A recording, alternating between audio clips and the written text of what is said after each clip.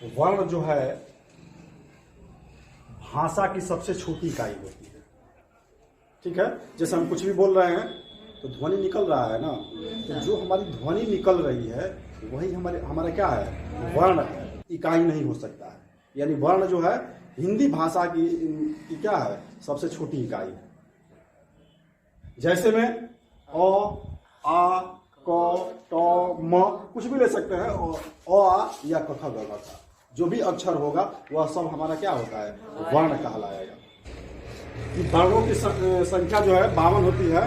ठीक है ना, वर्णों की संख्या कितनी होती है, 52 होती है। वर्णों को दो भागों में बांटा गया है, पहला है स्वर और दूसरा है व्यंजन। स्वरों की संख्या 11 होती है और व्यंजनों की संख्या 33 होती है।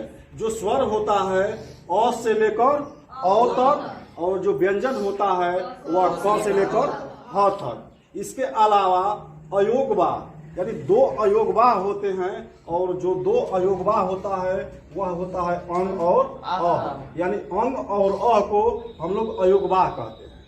अंग और अ को अयोगवाह कहते हैं। अंग को हम लोग अनुस्वार कहते हैं और अ को क्या कहते हैं, विसर्ग कहते हैं। यानी कहने का मतलब यह है कि अयोगवाह को भी दो भागों में बांटा गया है। एक आपका अनुस्वार है और दूसरा आपका क्या है, विसर्ग है। यानी अंग अनुस्वार और अ विसर्ग है। उसके बाद जो है वर्ण में आपके 4 संयुक्त व्यंजन होते हैं।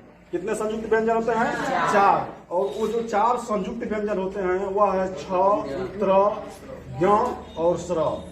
ठीक है ना, याद रखेंगे कि हिंदी वर्णमाला में आपके 4 जो है संयुक्त व्यंजन होते हैं और वह जो 4 संयुक्त व्यंजन होते हैं वह आपके हैं कछ, त्र, ज्ञ और स्र व्यंजन होते हैं। द्विगुण व्यंजन को ही हम लोग उत्क्षिप्त व्यंजन कहते हैं। द्विगुण व्यंजन को हम लोग उत्क्षिप्त व्यंजन कहते हैं और यह जो है 2 होता है और वह जो होता है अड़ अड़। ठीक है ना, ड के नीचे बिंदु, ठीक है, और ढ के नीचे बिंदु, ये जो 2 हमारा वर्ण बना है अड़ अड़, ये जो है हमारा द्विगुण या उत्क्षिप्त व्यंजन कहलाता है। इस प्रकार से हम देख रहे हैं कि 11 और 33 44, 11 और 33 मिलकर कितना हो जाएगा, 44, 45, 45, 46, 47, 48, 49, 50, 51, 52। यानी यही जो 52 दिखाया गया है यह हमारा क्या होता है, वर्ण होता है। ठीक है ना, इसलिए आप याद रखेंगे कि वर्णों की संख्या क्या होती है, 52 होती है। और जो वर्णों की संख्या 52 होती है यहाँ पर सभी को दर्शा दिया गया है। यानी स्वर 11 अ से लेकर अ तक, व्यंजन 33 क से लेकर ह तक, अयोगवाह 2, अंग और अ, अंग को अनुस्वार और अ को विसर्ग कहते हैं। आपके 4 संयुक्त व्यंजन होते हैं कछ, त्र, ज्ञ और स्र, और 2 जो है द्विगुण या उत्क्षिप्त व्यंजन होते हैं अड़ अड़। ठीक है ना, इस बारे में यहाँ बताया गया है। अगर आपको पूछा जाए कि अंग और अ स्वर है तो आप बताएंगे कि स्वर नहीं है। इसमें ना देखिए, ये स्वर इसलिए नहीं है ना कि इसमें अंग में ना आपके स्वर के भी गुण पाए जाते हैं और आपके जो है व्यंजन के भी गुण पाए जाते हैं। ठीक है ना, इसलिए ये पूर्ण रूप से स्वर नहीं है। अ भी जो है, अ में भी आपके स्वर और व्यंजन दोनों गुण पाए जाते हैं। ठीक, स्वर को भी 2 भागों में बांटा गया है। पहला आपका है मूल स्वर या ह्रस्व स्वर और दूसरा है आपका दीर्घ स्वर। मूल स्वर या ह्रस्व स्वर में आपके 4 स्वर आते हैं, वह है अ, छोटी ई, छोटा ऊ और री। ठीक है ना, और दीर्घ स्वर में आपके 7 स्वर आते हैं, वह है आपका आ, बड़ी ई, बड़ा ऊ, ए, ओ और औ। यानी इनकी संख्या 4 है और इनकी संख्या 7 है। और इस प्रकार से हम देख रहे हैं कि 7 और 4 मिलाकर पूरा स्वरों की संख्या कितनी है, 11। ठीक है ना, यानी इन्हीं 11 स्वरों को हम लोगों ने 2 भागों में बांटा गया है। पहला है आपका मूल स्वर या ह्रस्व स्वर और दूसरा है दीर्घ स्वर। यहाँ से अ, छोटी ई, छोटा ऊ और री, यहाँ से आ, बड़ी ई, बड़ा ऊ, ए, ओ और औ। ये जो दीर्घ स्वर होता है, दीर्घ स्वर को भी 2 भागों में बांटा गया है। दीर्घ स्वर को 2 भागों में बांटा गया है। पहला होता है मूल दीर्घ स्वर ठीक है ना। और मूल दीर्घ स्वर में आपका आता है आ, बड़ी ई और बड़ा ऊ। और दूसरा आपका है संयुक्त स्वर, और संयुक्त स्वर में आपका आता है ए, आए, ओ और औ। तो हमको याद रखना है कि दीर्घ स्वर को भी दो भागों में बांटा गया है, ठीक है ना। दीर्घ स्वर को दो भागों में बांटा गया है। पहला है मूल दीर्घ स्वर और दूसरा है संयुक्त स्वर। मूल दीर्घ स्वर में आ, ई, ऊ और संयुक्त स्वर में ए, आए, ओ और औ। ये जो संयुक्त स्वर होते हैं वह चार होते हैं, ए, आए, ओ, औ। ए जो है ओ और ई से मिलकर बना है, आए जो है ओ और ए से मिलकर बना है, ओ जो है ओ और ई से मिलकर बना है, और ओ है ओ और ओ से मिलकर बना है, ठीक है ना। यहाँ ओ की जगह पर हम ओ और आ का भी प्रयोग कर सकते हैं, ठीक है ना। ई की जगह पर ई और बड़ी ई का भी प्रयोग कर सकते हैं, ठीक है ना। यानी ओ जब भी लिया जाएगा तो उसमें ओ और आ होगा, ई जब भी लिया जाएगा तो छोटी ई और बड़ी ई दोनों होगा। उसी तरह से इसमें भी, ठीक है ना, सब में ओ और आ होगा, और इसमें जो है छोटा ऊ और आपका क्या होगा, बड़ा ऊ होगा। अब यहाँ से हम लोग व्यंजन को लेते हैं, ठीक है ना। जिस प्रकार से हम लोगों ने स्वर का भाग पढ़े कि स्वर के कितने भेद होते हैं, उसी प्रकार से हम यहाँ व्यंजन के भी भेद पढ़ेंगे कि व्यंजन कितने प्रकार का होता है। तो यहाँ व्यंजन भी 3 प्रकार का होता है। व्यंजन 3 प्रकार का होता है। पहला है आपका स्पर्श व्यंजन, दूसरा है अंतस्थ व्यंजन, और तीसरा है आपका उष्ण व्यंजन, ठीक है। स्पर्श व्यंजन में आपका क से लेकर म तक, क से लेकर म तक। अंतस्थ व्यंजन में आपका होता है य, र, ल और व। उष्ण व्यंजन में आपका तालवी स, मूर्धन्य स, दांती स और ह होता है, ठीक है ना। अब ये जो है क से लेकर म तक, यानी पूरा क, ख, ग, घ, अंग, च, छ, ज, झ, इया, ट, ठ, ड, ढ, और, त, थ, द, ध, न, प, फ, ब, भ, म। ये जो क से लेकर म तक होता है इसको हम लोग स्पर्श व्यंजन कहते हैं। और स्पर्श व्यंजन की संख्या जो है कितनी होती है, 25। जब इसको काउंट करेंगे तो इनकी संख्या कितनी होगी, 25 होगी। आपका अंतस्थ व्यंजन की संख्या 4 है, और आपका उष्ण व्यंजन की संख्या कितनी है, 4 है, ठीक है ना। हो गया ना, 25, 4, 29, 4, 35। और व्यंजनों की संख्या अभी हम लोग पढ़े कि व्यंजनों की संख्या कितनी होती है, 35 होती है। तो यहाँ से आपका 25, 4, 29, 4, 35, यानी व्यंजनों की कुल संख्या 35। अब जो आगे पढ़ना है वह बहुत महत्वपूर्ण चीज है, ठीक है ना। व्यंजनों का उच्चारण स्थान, ठीक है ना। व्यंजन का उच्चारण स्थान या स्वर का उच्चारण स्थान। तो पहले व्यंजन का पहले बता देते हैं, उसके बाद स्वर का बताएं। वर्णों का उच्चारण स्थान पढ़ेंगे, ठीक है ना, कि कौन सा वर्ण जो है कहाँ से बोला जाता है, ठीक है ना। तो किसी भी वर्ण का उच्चारण हमारे मुख से होता है, किसी भी वर्ण का उच्चारण हमारे मुख से होता है। और ये जो हमारा मुख होता है यह 5, इस हमारे मुख में 5 विभाग होता है। कितने विभाग होता है, 5 विभाग होता है। और उन्हीं 5 विभागों से वर्णों का उच्चारण होता है, ठीक है ना। ये जो हमारा ये जो सबसे जो नीचे का भाग है ये, इसको हम लोग कंठ कहते हैं। क्या कहते हैं, कंठ। चित्र में भी दिखाया गया है कि जो यहाँ गर्दन में जो है ना, ये गर्दन वाला जो भाग होता है हमारा कंठ होता है, ठीक है। यानी कुछ वर्णों का उच्चारण जो है हमारा कंठ से होता है। उसके बाद कंठ के बाद जब ऊपर आएंगे तो तालु, ऊपर, ठीक है ना, तालु। ये दांत के अंदर का जो ये भाग होता है तालु, भोजपुरी में तारू, ठीक है ना। तो तालु होता है जब हम किसी भी वर्ण का उच्चारण करते हैं, और जब हमारी जीभ जाकर तालु में सटता है तो उस वर्ण का उच्चारण स्थान जो है तालव्य कहा जाता है, यानी तालु कहा जाता है, ठीक है, यानी तालु से कहा जाता है। उसके बाद आगे जो है मूर्धा होता है, जहां दांत सटा होता है, जहां दांत का जड़ होता है, यानी दांत के बाद जहां से मांस स्टार्ट होता है, यानी दांत का जो जड़ होता है वह हमारा मूर्धा होता है। जब भी हम कुछ वर्णों का उच्चारण करते हैं और जब हमारा जीभ जो है मूर्धा पर स्पर्श होता है तो हम उसको मूर्धन्य वर्ण कहते हैं, ठीक है ना।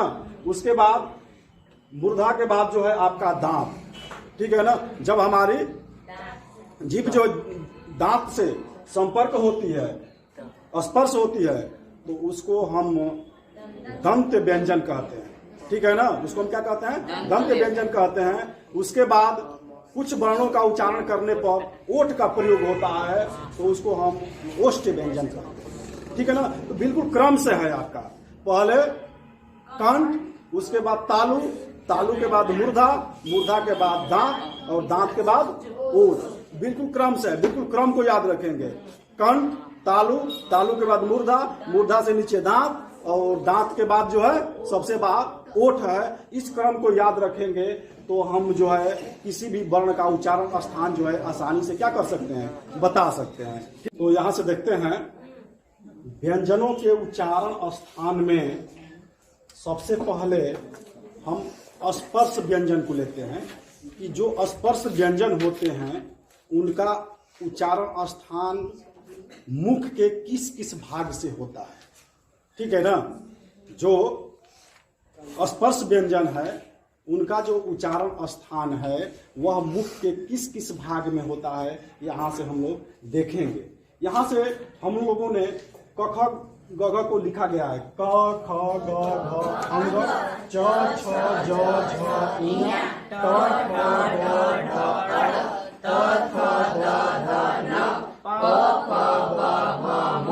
तो यहाँ से हम देख रहे हैं कि ये जो क से लेकर अंग तक लिखा गया है इसको हम लोग कवर्ग कहते हैं। क्या कहते हैं? कवर्ग कहते हैं। ये च से य तक लिखा गया है तो इसलिए हम इसको च वर्ग कहते हैं, यानी ये चौक वर्ग के व्यंजन है, ठीक है ना। उसी तरह से ये ट से औरत तक को हम लोग टवर्ग व्यंजन कहते हैं, टवर्ग व्यंजन कहते हैं। यहाँ से त से न तक को हम लोग तवर्ग व्यंजन कहते हैं और प से म तक पवर्ग होता है, ठीक है ना। प्रत्येक वर्ग में 5-5 व्यंजन है, प्रत्येक वर्ग में 5-5, 5 इस वर्ग में, 5 इस वर्ग में, 5 इस वर्ग में, 5 इस वर्ग में, 5 इस वर्ग में, यानी कुल मिलाकर जो है स्पर्श व्यंजन जो है 25 है। यानी कहीं भी आपको पूछा जाएगा कि स्पर्श व्यंजनों की संख्या कितनी होती है तो 25 होती है। कितने वर्ग होते हैं तो 5 वर्ग होता है। कौन कौन सा वर्ग होता है तो कवर्ग, चवर्ग, टवर्ग, तवर्ग और पवर्ग। सबसे पहले हम लोग कवर्ग को लेंगे। कवर्ग जो है कंठ से बोला जाता है, पहले यहां से शुरुआत होगी, बताए थे ना कि सबसे पहले हम लोग कंठ से शुरुआत करेंगे। यानी जो जितने भी कवर्ग में आएंगे क ख ग घ अंग, इनका उच्चारण स्थान जो है कंठ होगा। हम इसको जब भी हम इसका उच्चारण करेंगे तो कंठ का प्रयोग होगा। यदि कंठ का हम प्रयोग नहीं करेंगे तो क का उच्चारण नहीं कर पाएंगे, ठीक है ना। क यानी कंठ से बोला जा रहा है, ख ग घ अंग यानी सब कंठ से हो रहा है, उच्चारण हो रहा है। इसलिए हम लोग कवर्ग को जो कंठ व्यंजन कहते हैं, ठीक है ना। कवर्ग को लेते हैं। चवर्ग कंठ के बाद जो है तालु, यानी जो चवर्ग होता है उसका उच्चारण स्थान जो है तालु होता है। चवर्ग में आपका च छ ज झ ञ। जब भी हम च का उच्चारण करेंगे तो जो हमारी जीभ है वह तालु को स्पर्श करेगा। किसको स्पर्श करेगा? तालु को। च छ ज झ ञ, यानी तालु को जब तक स्पर्श नहीं करेगा तब तक हम लोग च छ ज झ का उच्चारण नहीं कर सकते हैं। यानी जो चवर्ग होता है उसका उच्चारण स्थान जो है तालु होता है। उसके बाद जो है टवर्ग है। टवर्ग जो है, टवर्ग का जो उच्चारण स्थान होता है वह मूर्धा होता है। और क्रम याद रखिएगा कि तालु के बाद जो है आपका मूर्धा आएगा, यानी क्रम से आ रहा है, पहले कंठ, उसके बाद तालु और टवर्ग जो है आपका मूर्धा में हो गया। यानी जब भी हम ट ठ ड ढ अ का उच्चारण करेंगे तो हमारी जीभ जो है मूर्धा को स्पर्श करेगी, यानी ट ठ ड ढ अ, ठीक है ना। उसी प्रकार से हम तवर्ग में आते हैं। तवर्ग का उच्चारण स्थान जो है दंत होता है। यानी जब भी हम त फ, द, ध, न का उच्चारण करेंगे तो हमारी जीभ जो है दांत को स्पर्श करेगी। और जब हमारी दांत जो है जब तक हमारी जीभ को स्पर्श नहीं करेगी तब तक जो है हम त, थ, द, ध, न का उच्चारण नहीं कर पाएंगे। ठीक है ना। जब देखिए त जीभ स्पर्श हो रहा है दांत में, थ जीभ हमारा जो है दांत में स्पर्श हो रहा है, द, ध, न, तो जब भी हमारा जीभ जो है दांत को स्पर्श, ठीक है ना, यानी तवर्ग का उच्चारण स्थान आपका जो है दंत हो गया। ठीक है। उसके बाद अगला नंबर है पवर्ग का। तो पवर्ग का उच्चारण स्थान जो है ओष्ठ होता है। क्या होता है? ओष्ठ होता है। प, फ, ब, भ, म, ये कोई भी ये जो 5 व्यंजन है हम चाहें कि इनका उच्चारण बिना ओठ सटाए कर लें तो कभी भी नहीं हो पाएगा। प बोलना है, बिना ओठ सटाए बोल सकते हैं? नहीं बोल सकते हैं। इसलिए प का उच्चारण स्थान क्या होगा? ओष्ठ होगा। उस तरह से फ बोलने का प्रयास कीजिए, नहीं बोल पाएंगे, कभी नहीं बोल पाएंगे। ठीक है ना। कभी कभी क्या होता है कि अगर इसको हम भूल जाते हैं तो हम उसका उच्चारण स्थान करके देख सकते हैं कि कहाँ से किसका उच्चारण हो रहा है। लेकिन अगर इसको हम क्रम से याद कर लेते हैं तो कवर्ग कंठ, कवर्ग कंठ, चवर्ग तालु, टवर्ग मूर्धा, तवर्ग जो है दम और पवर्ग ओष्ठ उच्चारण स्थान होता है। तो हम इसको कभी भी नहीं भूल सकते हैं। यदि आपका परीक्षा में दे दे कि ड का उच्चारण स्थान क्या है तो ड का उच्चारण स्थान क्या होगा? मूर्धा होगा। छ का उच्चारण स्थान तालु, ध का क्या होगा? दंत, फ का ओष्ठ, ग का कंठ। यानी प्रश्न इसका जब भी बनेगा तो इसी तरह से प्रश्न बनेगा कि भ का उच्चारण स्थान क्या है? तो भ का उच्चारण स्थान जो है आपका ओष्ठ है। ठीक है, बिल्कुल। और एकदम बिल्कुल क्रम को याद रखेंगे तो आपका कभी नहीं भूलेगा। अगर परीक्षा में आता है तो तुरंत उस क्रम को क्या करिए? लिख लीजिए, लिख लीजिए और लिखने के बाद तुरंत उसका आंसर क्या कर लीजिए? निकाल लीजिए। ठीक है ना। अंतस्थ व्यंजन, इसके पहले हम लोग पढ़ चुके हैं कि अंतस्थ व्यंजन 4 होते हैं और वह आपका होता है य, र, ल और व। ठीक है ना। इन अंतस्थ व्यंजन में जो य होता है और जो व होता है इसको अर्ध स्वर कहा जाता है। क्योंकि परीक्षा में इसको भी कई बार पूछ चुका है और पूछता भी है और पूछता रहेगा। ठीक है ना। कि अर्ध स्वर क्या है? दे देगा कि निम्नलिखित में से अर्ध स्वर कौन है? 4 विकल्प दे देगा और उसमें जो है य और व को एक में दे देगा और में क्या कर देगा कि य र दे देगा, ल व दे देगा, र व दे देगा। और जिस विकल्प में आपका य और व होगा वह हमारा विकल्प क्या होगा? सही होगा। यानी य और व हमारा अर्ध स्वर होगा। इसके बारे में थोड़ा सा समझते हैं कि इसको अर्ध स्वर क्यों कहा गया है। ठीक है ना। जैसे हम कहें कि राधा चली गई, राधा चली गई, तो जो गई शब्द आया है, गई को हम बड़ी ई भी लिख सकते हैं और य में बड़ी की मात्रा भी लिख सकते हैं। तो देख रहे हैं कि जो ये स्वर है, स्वर की जगह पर हम य का भी प्रयोग कर रहे हैं। गई में जो ये बड़ी ई है, बड़ी ई की जगह पर हम य का भी क्या कर सकते हैं? प्रयोग कर सकते हैं या प्रयोग करते हैं। तो इसलिए य को जो है अर्ध स्वर कहा गया है। ठीक है ना। उसी तरह से जैसे कौवा ऐसे लिखा जाता है तो कौवा की जगह पर हम व का भी प्रयोग कर सकते हैं। तो यानी देख रहे हैं कि आ क्या हमारा स्वर है ना, और इस स्वर की जगह पर हम व का भी प्रयोग कर ले रहे हैं, इसलिए हम व को भी क्या कहेंगे? अर्ध स्वर कहेंगे। ठीक है। अब आगे जो है ये र है, र को हम लोग कुंठित या क्रमपित व्यंजन कहते हैं। र को कुंठित या क्रमपित व्यंजन कहते हैं और ल को पार्श्विक व्यंजन कहते हैं। इसको भी आप लोग याद रखेंगे, ये भी परीक्षा में पूछता रहता है। उसके बाद जो है तीसरा जो है हमारा है उष्ण व्यंजन है और उष्ण व्यंजन में आपका आता है तालवी स, मूर्धन्य स, दांती स और ह। इसलिए हम बताए हैं कि इसको आप बड़ा सा, मझला स और छोटा स न पढ़िए। ठीक है ना। या सलजम स, षष्ठकोण स या सफेरा स न पढ़िए। इसको जब भी पढ़िए तो पढ़िए कि तालवी स, मूर्धन्य स, दांती स। इसका मतलब यह है कि तालवी स है तो तालु से, मूर्धन्य स है तो मूर्धा से, इसीलिए मूर्धन्य स कहा गया है। ये तालु से बोला जाता है इसलिए तालवी स, ये मूर्धा से बोला जाता है इसलिए इसको मूर्धन्य स, और इसको दंत से बोला जाता है इसलिए इसको दांती स कहा जाता है। ठीक है ना। यानी इस स का उच्चारण स्थान तालु, इस स का उच्चारण स्थान मूर्धा, इस स का उच्चारण स्थान दंत, और जो ह होता है ह का उच्चारण स्थान जो है कंठ होता है। इसको आप याद रखेंगे। ठीक है ना। ह को याद रखेंगे कि ह का उच्चारण स्थान क्या है, कंठ है। यदि आप कहीं भूल भी जाते हैं तो आप उसका उच्चारण करके देख सकते हैं ऐसे ह कंठ से आ रहा है ना, ह किससे आ रहा है, कंठ से। तो ये वाला जो स है तालु से, ये वाला स जो मूर्धा से, और ये वाला स जो है दंत से। जब ये तालु से हो रहा है तो इसके सीधे ऊपर जाएंगे य, जब ये भी तालु से तो ये भी तालु से, यानी य का भी उच्चारण स्थान क्या होगा, तालु होगा। लाइन से है ना। उसी तरह से स का उच्चारण स्थान मूर्धा है इस स का, तो र का भी उच्चारण स्थान क्या होगा, मूर्धा होगा, याद रखेंगे। उसी तरह से इस स का उच्चारण स्थान दंत है तो इसका भी उच्चारण स्थान क्या है, दंत होगा। क्रम से याद रखेंगे, तालु, मूर्धा और दंत। उसके बाद जो व होता है वह दंतोष्ट होता है, यानी दांत और ओष्ठ दोनों की सहायता से बोला जाता है व को, इसलिए व को दंतोष्ट व्यंजन कहा जाता है। यानी इसका उच्चारण स्थान दांत और ओष्ठ दोनों होगा।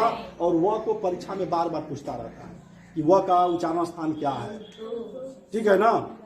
वह का उच्चारण स्थान क्या है, तो वह का उच्चारण स्थान आपका दंतोष्ट होगा। यहां से देखेंगे संयुक्त व्यंजन। तो इस अभी हम पीछे बता चुके हैं कि संयुक्त व्यंजनों की संख्या 4 होती है, और वह होता है कछ, त्र, ज्ञ और स्र। तो निश्चित है कि संयुक्त व्यंजन है तो बना होगा। तो जो कछ है वह क आधा क और स से मिलकर बना होता है। कभी कभी इसमें कंफ्यूज, हिंदी भाषा में किसी भी अक्षर के नीचे यदि हम हलंत लिख देते हैं तो आधा हो जाता है। तो जो ये हलंत है इस क पर रहेगा। ठीक है। और आधा क और स मिलकर जो है कछ बनता है। इसका ट्रिक दिया गया है, क्योंकि हम लोग अंग्रेजी में जब कख ग याद करते हैं तो कछ की अंग्रेजी होती है के यस एच होती है ना। तो जब के लिखा गया है तो के लिए क होगा, और के आगे ए नहीं है तो आधा होगा। के आगे ए नहीं है तो आधा होगा, और यस से ये स होगा। तो यानी जब भी हम कछ को जब ये पूछा जाएगा कि कछ जो है किन किन वर्णों से मिलकर बना है, तो कक्ष जो है आधा क और स से मिलकर बना है। उसी प्रकार से जब त्र को देखेंगे तो त्र जो है आधा त और र से मिलकर बना है। यानी हलंत केवल त में होगा, र में नहीं होगा। हम इसका भी स्पेलिंग लिखते हैं त्र का टी आर, तो टी के आगे ए नहीं है तो आधा त और र। ठीक है ना। उसके बाद ज्ञ जो है ज और य से मिलकर बना है, यानी आधा ज और य। ठीक है ना। ये ज्ञ है। और स्र है, स्र जो है आधा स और र से मिलकर बना होता है, क्योंकि जहां भी हम श्री लिखते हैं तो यस यच आर लिखते हैं ना। तो यस यस से आधा स और र से र, क्योंकि र के बाद जब ए नहीं होता है तो उसको पूरा मान लिया जाता है, पूरा अक्षर मान लिया जाता है। ठीक है ना। उसी तरह सब में देख लेंगे, कछ के लिए आधा क और स, त्र के लिए आधा क और र, ज्ञ के लिए आधा ज और य, और स्व के लिए आधा स और र। यानी हलंत पहले वाले में होगा, दूसरे वाले में नहीं होगा। स्वर का उच्चारण स्थान, स्वर का उच्चारण स्थान में हम लोगों ने स्वर को इस प्रकार से लिख लिया, पहले अ आ, उसके बाद छोटी बड़ी, छोटाऊ बड़ाऊ, री, ए, आए, ओ, औ। ठीक है ना। तो जो ये अ और आ होता है, इसका जो उच्चारण स्थान है वह कंठ होता है। फिर कंठ से ही शुरू होगा, नीचे से, कंठ से। ठीक है ना। तो अ आ का उच्चारण स्थान कंठ, ई और बड़ी ई का उच्चारण स्थान तालु। लेकिन यहाँ पर जो ऊ आएगा ना, इसका यहाँ पर क्रम बिगड़ जाता है।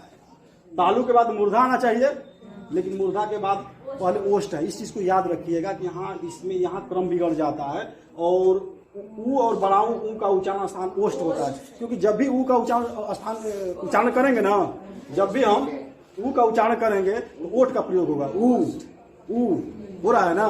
तो इसलिए छोटा ऊ और बड़ा ऊ जो है वो ओष्ठ से बोला जाता है। यानी छोटाऊ और बड़ाऊ का उच्चारण स्थान जो है ओष्ठ होता है। उसके बाद जो री है, री का उच्चारण स्थान क्या होता है, मूर्धा होता है। तो याद कर लेंगे कि अ आ का उच्चारण स्थान कंठ, ई और छोटी ई का उच्चारण स्थान तालु, ऊ और छोटा ऊ का उच्चारण स्थान ओष्ठ, री का उच्चारण स्थान मृदा। जब ए और अ पाएंगे तो यहाँ से कंठ तालु, ऐसे तीर बनाए हैं ना, तो ए और अ का उच्चारण स्थान जो है कंठ और तालु से होगा।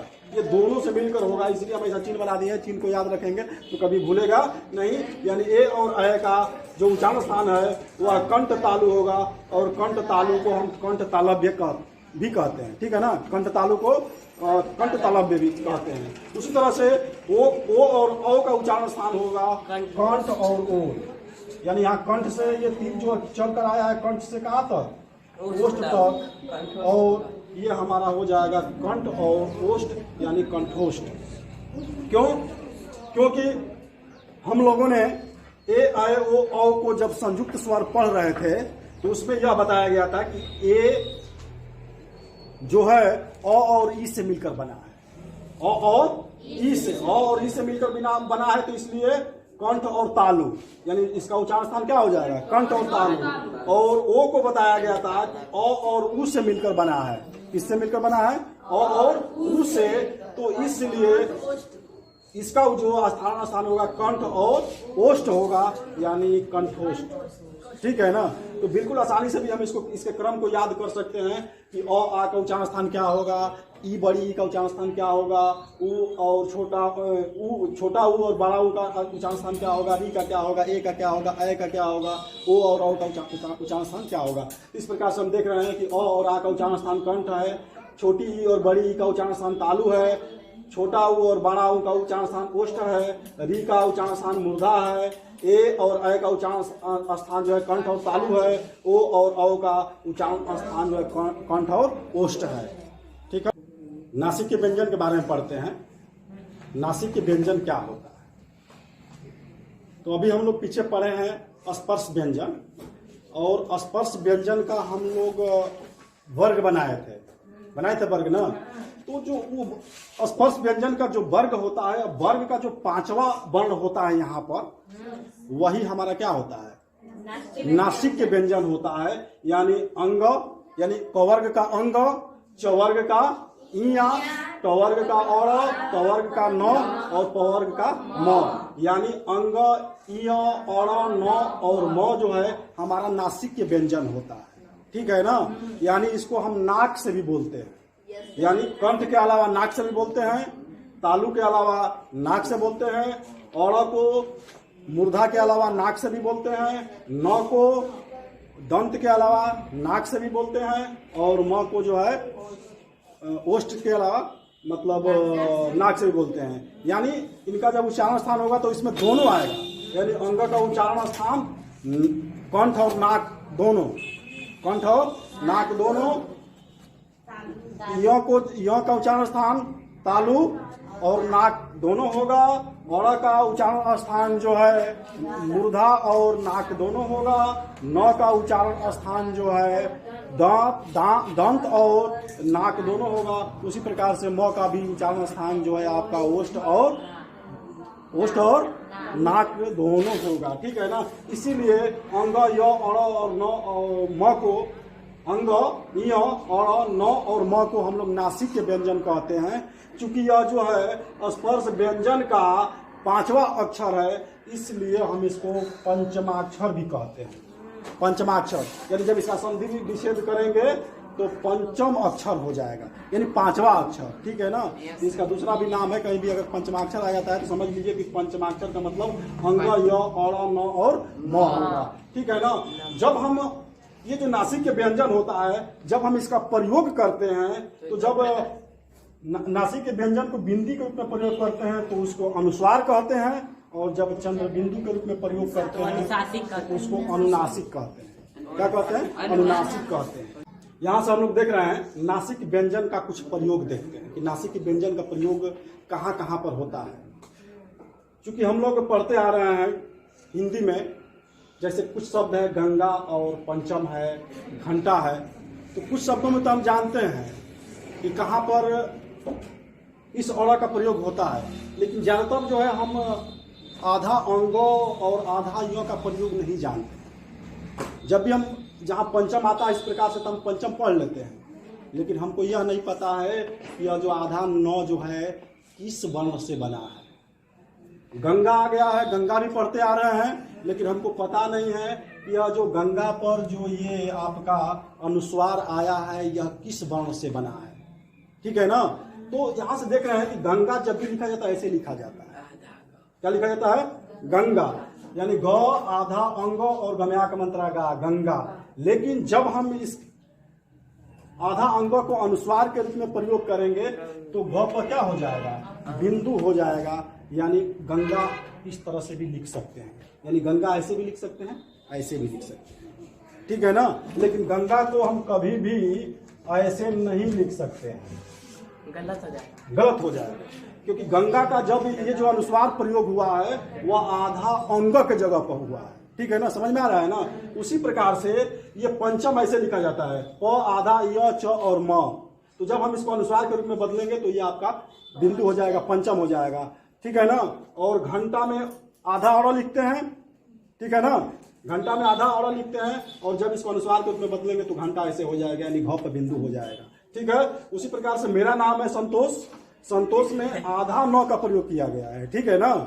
और जब हम इसको अनुस्वार के रूप में लिखेंगे तो ये जो आधा नौ है यह बिंदु के रूप में प्रयोग हो जाता है, यानी संतोष ऐसे। उसी प्रकार से संभव, संभव में स है, आधा म है, भ है, व है। तो जब हम इसको अनुस्वार के रूप में प्रयोग करते हैं तो जो आधा म है बिंदु के रूप में हो जाता है, यानी स पर बिंदु हो जाएगा। यानी इस प्रकार से हम संभव क्या कर सकते हैं? लिख सकते हैं। इस प्रकार से हम देख रहे हैं कि जो पांचों नासिक के व्यंजन है उनका एक एक उदाहरण बता दिया गया है। पहला जो नासिक व्यंजन अंग है वो गंगा में प्रयोग हुआ है, आधा। दूसरा जो य है वह जो है पंचम में प्रयोग हुआ है, और जो है घंटा में प्रयोग हुआ है, आधा नौ मेरे नाम में प्रयोग हुआ है संतोष में, और आधा मौ जो है इस संभव में प्रयोग हुआ है। और जब हम इसको नासिक के अनुस्वार के रूप में बदलते हैं तो ऊपर क्या हो जाता है? बिंदु हो जाता है। ठीक है।